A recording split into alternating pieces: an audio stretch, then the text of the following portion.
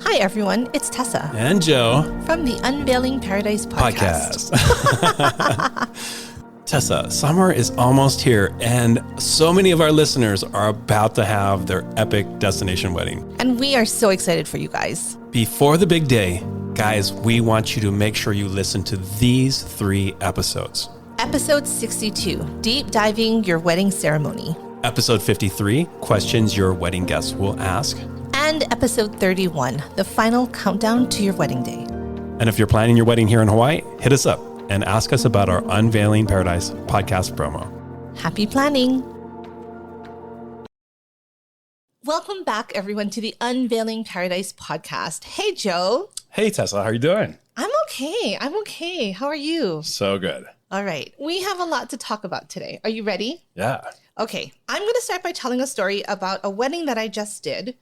And basically what happened is the bride, the entire time, and you weren't the photographer, I'm so sorry, but the bride was walking around and it was weird because she had this kind of odd closed mouth smile. Like, you know, there's some girls where they have that perfect, like, I'm not that closed mouth smile. Like, all my teeth are showing. You know, my team calls us like the perfect smiles. Like, we work hard on our toothy smiles.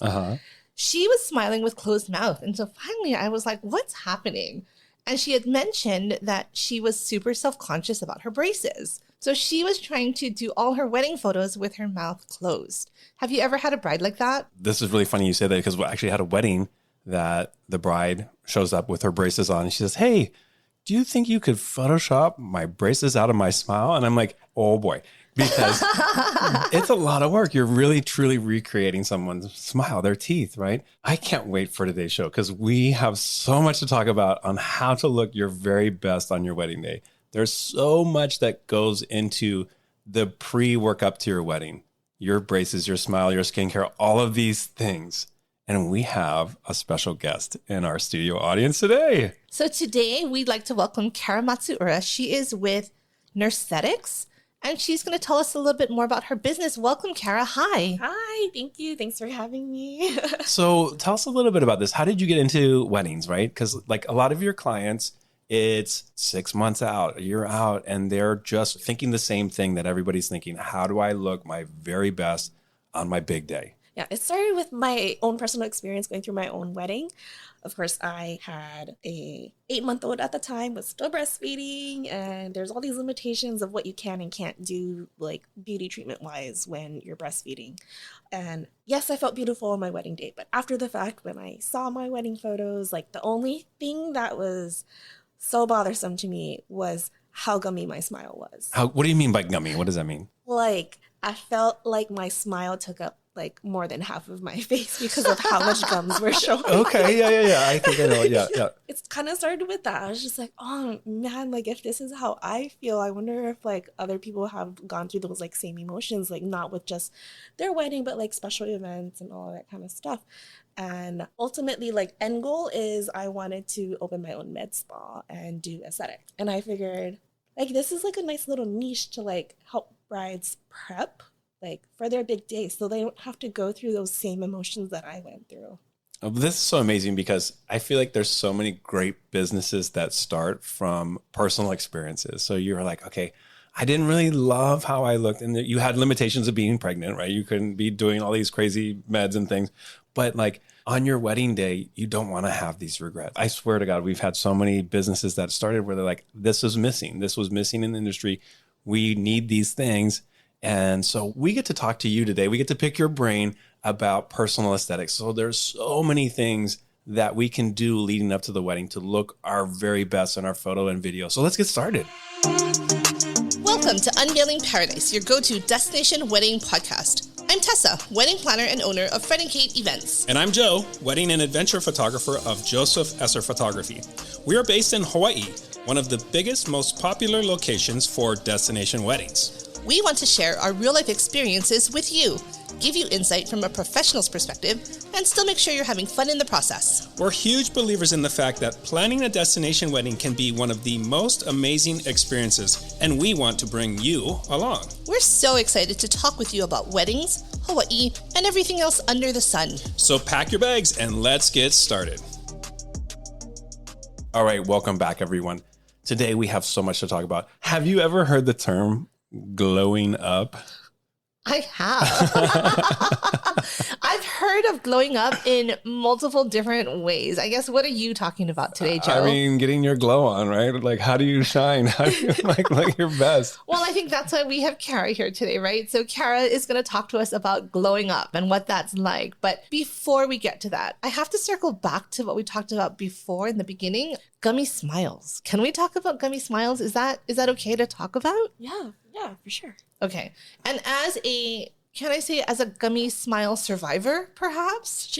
Right? Because you have mentioned that you were self-conscious about your gummy smile. So I guess, can you tell us, because I don't have a gummy smile. I definitely have some friends with gummy smiles. I had no idea that there was anything you could do to fix that if you were self-conscious about it. So I didn't know either. I guess the easy way, like, I found out about it is also because my husband's a dentist, so he looks at people's smiles all the time. Yeah. I told him that I was self-conscious about it, and he was like, well, why don't you talk to your boss, because your boss does like Botox, and like see if she can help you with that. And so I was talking to my boss about it, and they were like, oh yeah, we can totally just put Botox like right here, like the muscles right next to your nostrils, and that's gonna relax the upper part of your lip, because it's just a muscle, right? It's just a muscle that is like overactive, and like that's what's pulling it up to show so much gums. And I was like, what? So you have strong face muscles. I guess strong mouth muscles.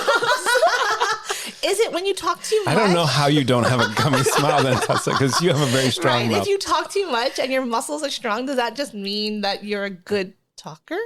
I mean, I'm not sure. Sure, we can go with that.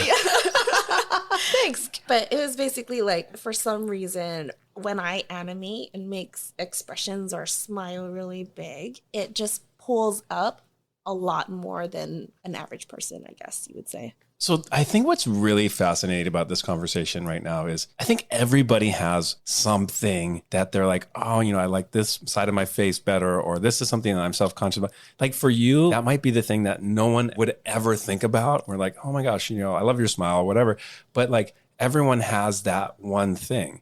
Like for me, and I'm some self-disclosure here, guys, but I have wrinkles, and like I have I have done Botox before, and like it's just because I want to look youthful and I want to get my glow on and everything, right? But I think everybody has those things, and when it comes to important days of your life, your wedding day, you want to walk into that day looking and feeling your best. And so all those insecurities that we might have about ourselves, right? Those are something that, can we address it beforehand? Is there things that we can do that actually help us look and feel our best?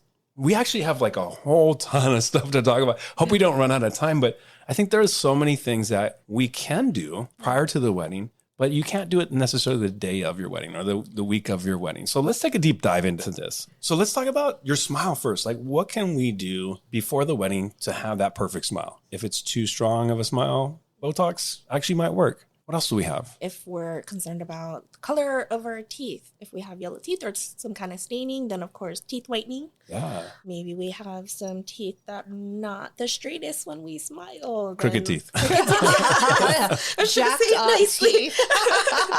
Then you can get braces. Yeah, braces. Or Invisalign. Yeah. So, I told a story earlier about my bride who was super self-conscious about her braces. One of my good friends, actually, she got married, I think about 2 years ago.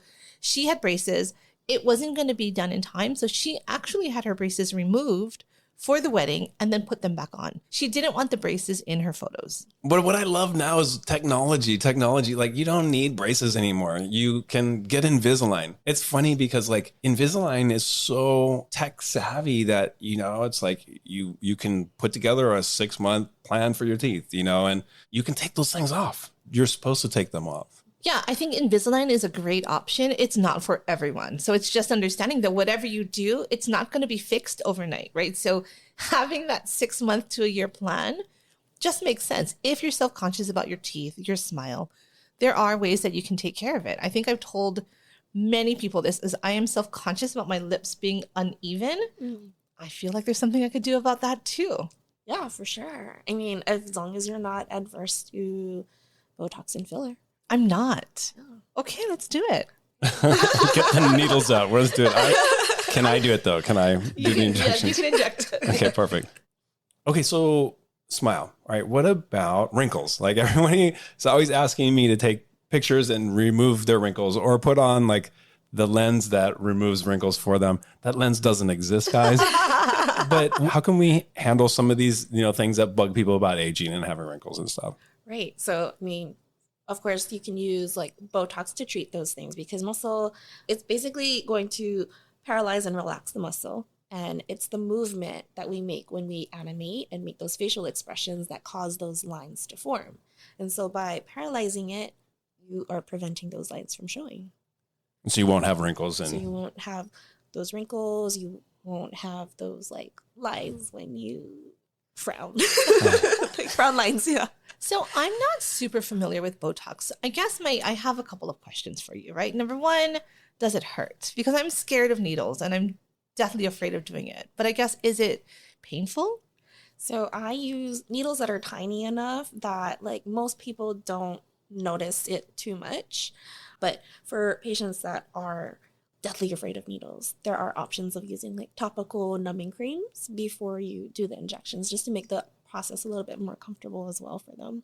And once you get it done, when does it actually start to take effect? So on average, like speaking generally of like all of the toxins that are out on the market, we tell patients on average to expect it to kick in by day 2 to 3, and then fully kicks in by the end of day 7, so by the end of the week.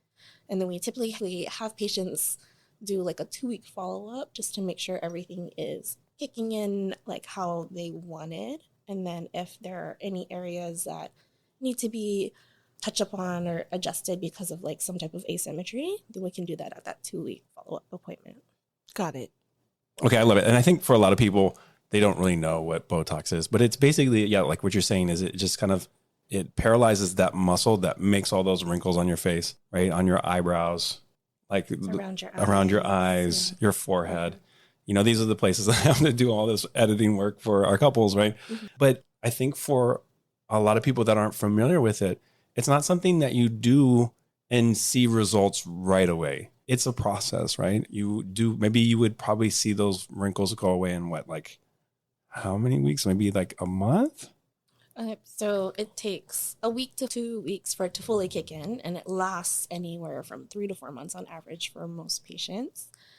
So in terms of like making sure that those lines are minimized and maintained, especially for the big day, sometimes you do have to have a timeline and a treatment plan in place with whoever you're seeing for your aesthetic treatments, just to make sure everything is going smoothly leading up to the big day.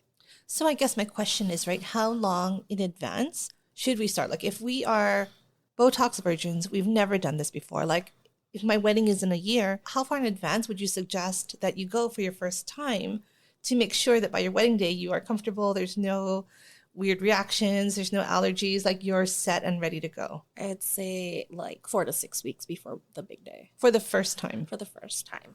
And you guys do like like fun stuff where you have like bride and bridesmaids, like at a bachelorette party, like maybe a couple months or whatever, like beforehand you'll have. We can totally do Botox parties. It's not. It sounds like a weird thing, right? Well, and it can also be like grooms and groomsmen. Yeah, too. it doesn't have to be the ladies. Come on. It's not co-ed. It could be like totally just like a wedding party where we do like Botox for everybody.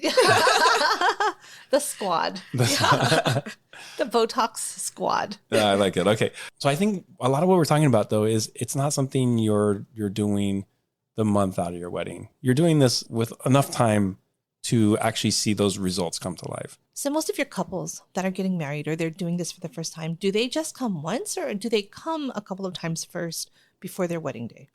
So I make it at least like a 6-month minimum requirement before the big day to start any of these like aesthetic treatments, because you want them to see the most benefit for their big day. And so I have curated like these different packages depending on like how much of a time crunch they are on for their big day. So 6 months is like the minimum all the way up to a year that I have. And then how often do they go? Like every 2 months or? So if it's like chemical peels, they can do it monthly.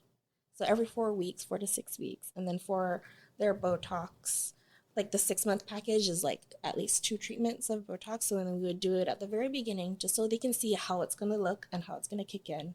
And then we do their maintenance just before their wedding. And one more question about Botox, because I did a lot of Googling last night. So as the expert, you can correct me or, correct my facts. But Botox is a brand of the facial toxin injectables. So there are other brands that you can use, or is Botox like the jacuzzi of the hot tubs and everything else is junk? Or I guess, how does that work? So yes, Botox is a brand. And then you have a few other brands out there available as well. And so there's Botox, which is one of the most popular and well-known. Then you have Dysport, and then you have Xeomin and Jeuveau. And then the newest one on the market is Daxxify. And so does it matter which one? So if I'm going to the doctor and I'm giving you Daxxify, like, are you like, oh, that's the generic, yikes? Or is it, they're all the same? No, so all of the Botox that's like on the market, there are different, how do I say it? It's some kick in faster than others, some last a little bit longer, some are a little bit more precise in like where you're placing it, some have a bigger spread.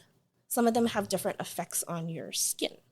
And so it just really depends on like when you are meeting with your aesthetic provider, what your goals are in terms of like treating the wrinkles and what your skincare goals are as well.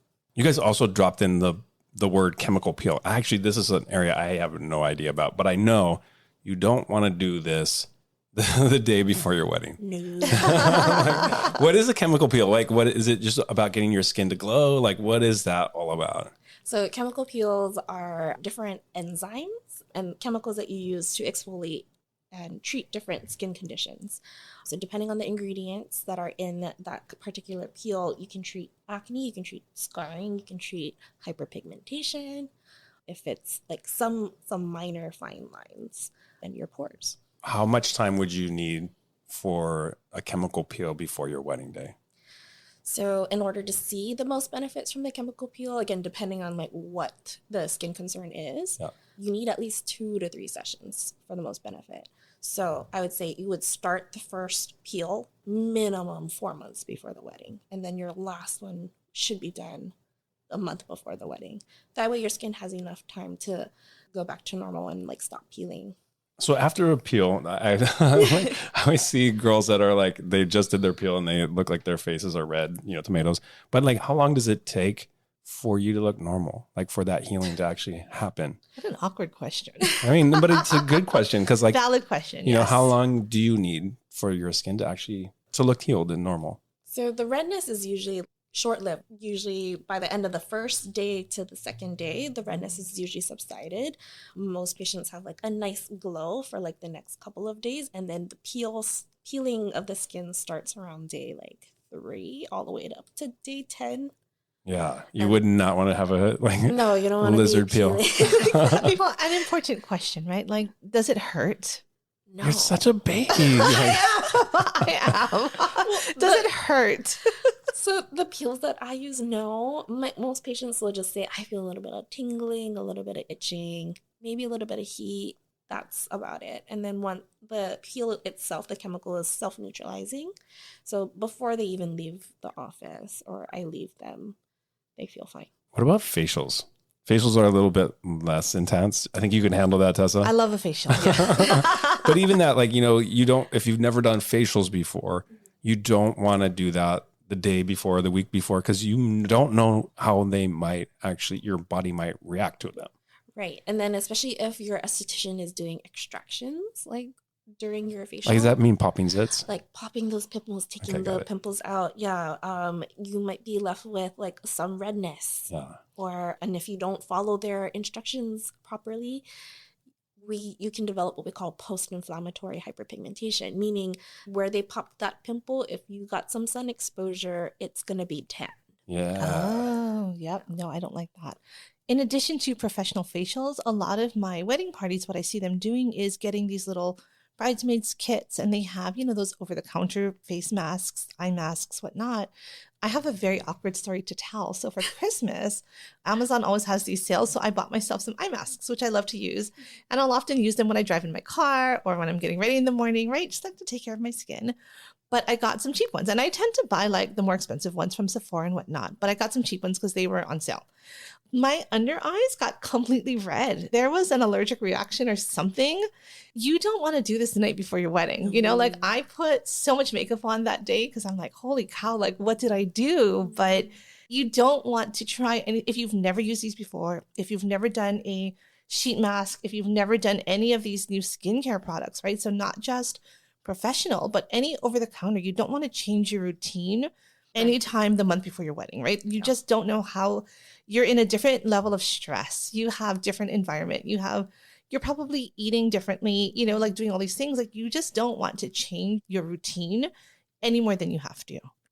Yeah, that's a great story, but I have something better.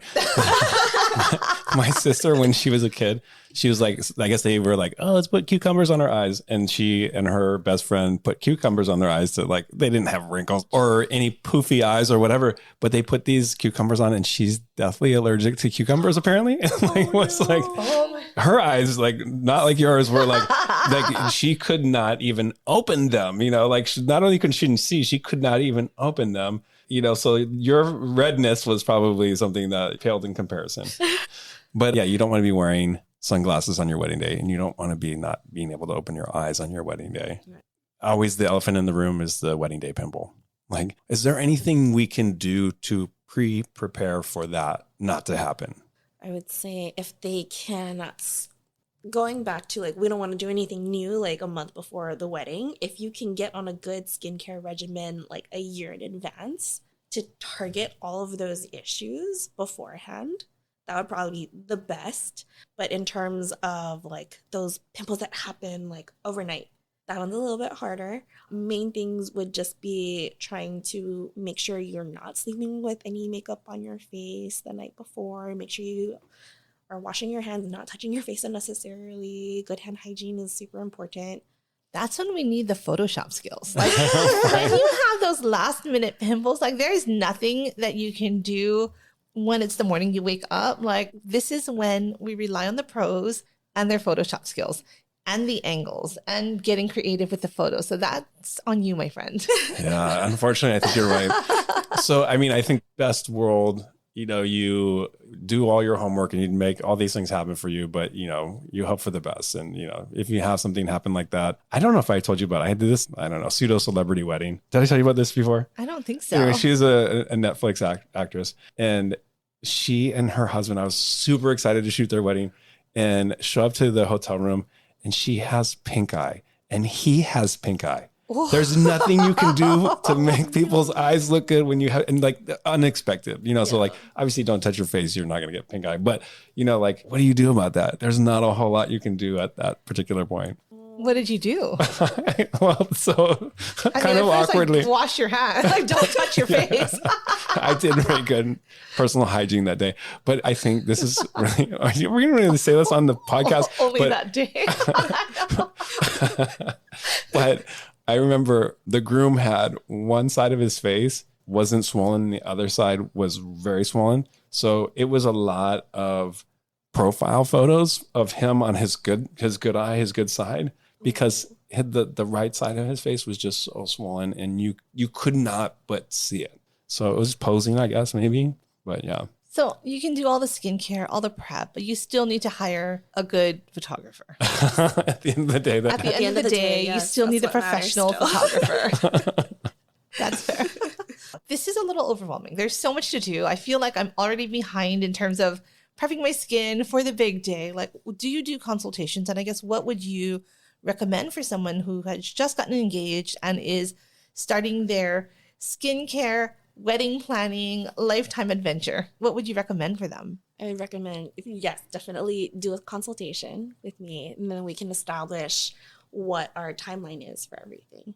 So if depending on what they've set as like their wedding day, then we can work backwards from there. Okay, so we can start from here. First thing we're going to work on is skincare. Then we're going to work on whatever the skin concerns are. And then if we decide we want to do the Botox, we can do the Botox. we want to do filler, we can do the filler.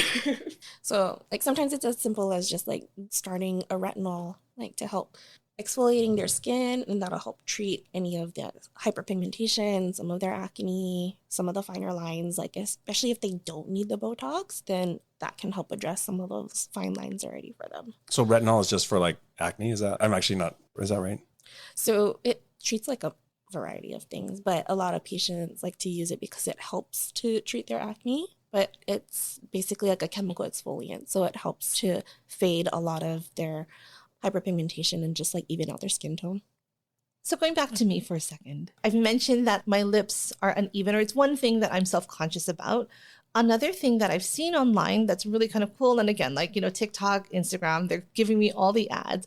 It's that like a lip tattoo. What is it called? I think that's called the lip blushing. Yeah. So that would be done by somebody that is a licensed tattoo artist. Yeah, but it's kind of cool, right? Because basically they tattoo your lips with a color so it looks like your lips are flushed, right? It's not like a super red, crazy tattoo or blue or anything wild. It's just like a coloring of your lips. So again, you don't need to worry about lipstick. You don't need to worry about, like, it's just this natural flush. Yeah. Which again, something else, if this is what you're self-conscious about, take the time to do the research and figure out what it is that you want to do to make yourself feel the best on your wedding day. So you can do this through a tattoo artist. So like Death Rock and Roll Tattoos is going to do this, or how do you like? Yeah, sure, why not?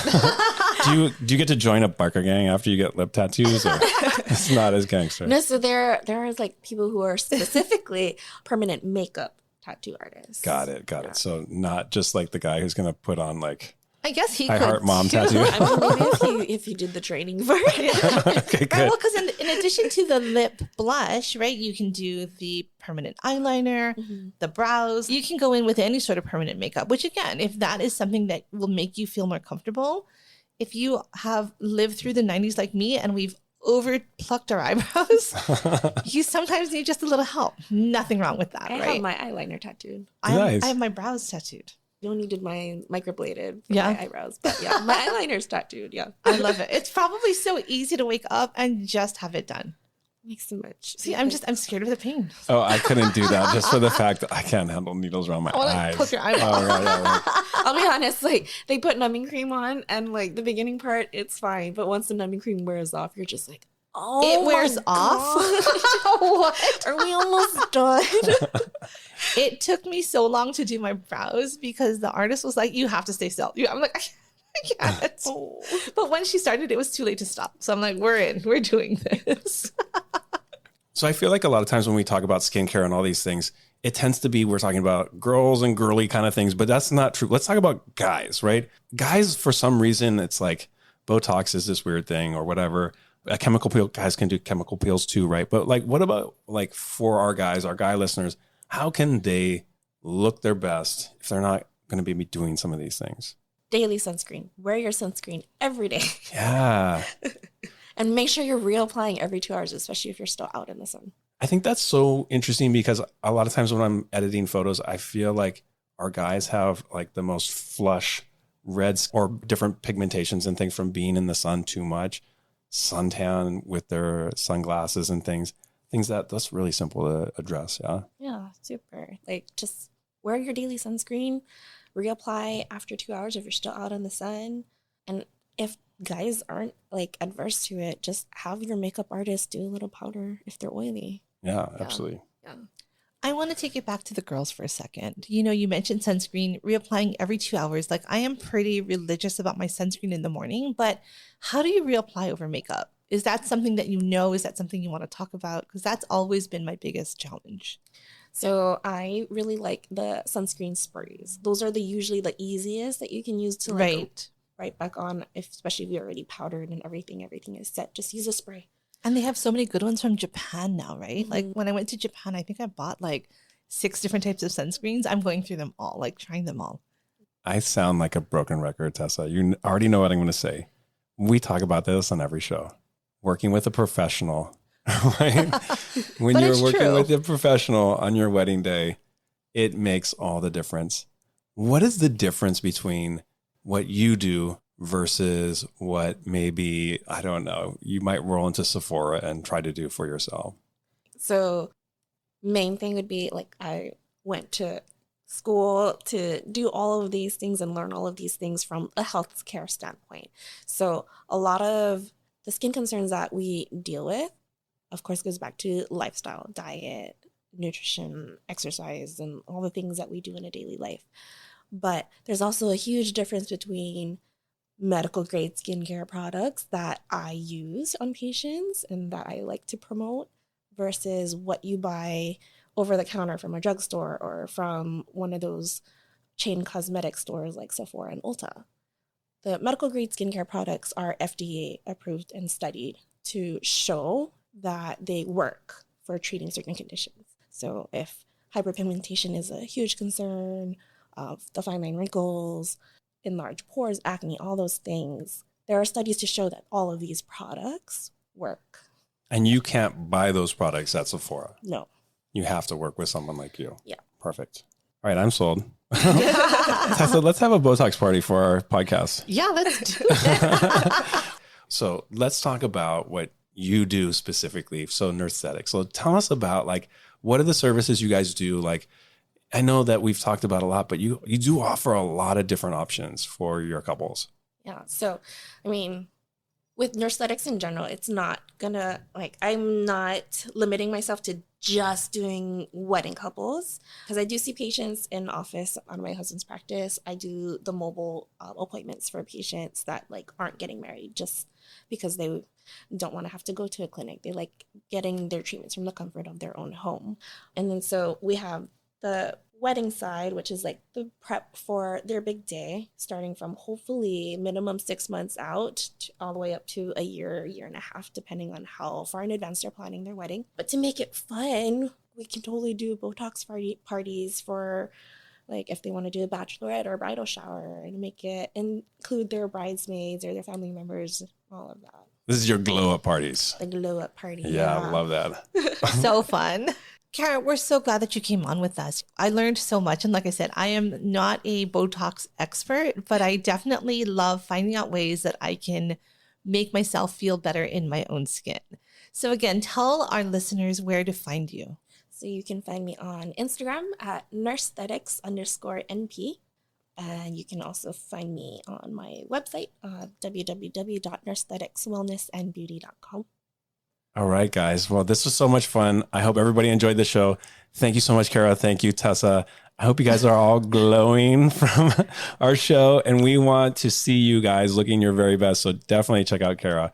And we will see you guys on another show. Bye. Bye. Thanks for having me. Thanks for listening to another episode of Unveiling Paradise. If you enjoy our show, please follow us and rate us on Spotify or wherever you listen to podcasts. It would really mean a lot. And don't forget to also get on our mailing list and follow us on Instagram. Just do it already. Until next time, this is Tessa. And this is Joe. And don't forget, your happily ever after It's just a plane ride away.